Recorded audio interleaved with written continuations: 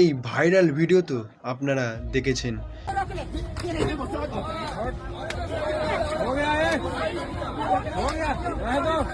এই ভিডিওতে থাকা মহিলাটি তার সামনে থাকা যুবককে জুতো হাতে নিয়ে মারার হুমকি দেয় এবং সে বারবার বলতে থাকে তার ছেলে ইঞ্জিনিয়ার এবং তার স্বামী সুপারভাইজার।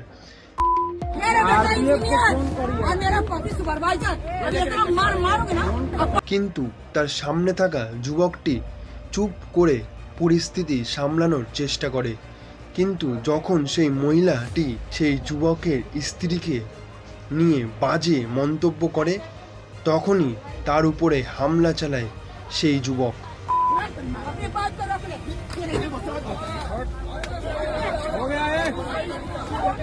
এখন এই বিষয় নিয়ে সোশ্যাল মিডিয়া দুটো ভাগে বিভক্ত। কেউ এই যুবককে সমর্থন করছে, আবার কেউ এই মহিলাকে সমর্থন করছে। কিন্তু আমি এই ঘটনার তীব্র নিন্দা জানাই এবং আমি কোনোভাবেই এই ঘটনারকে সমর্থন করি না।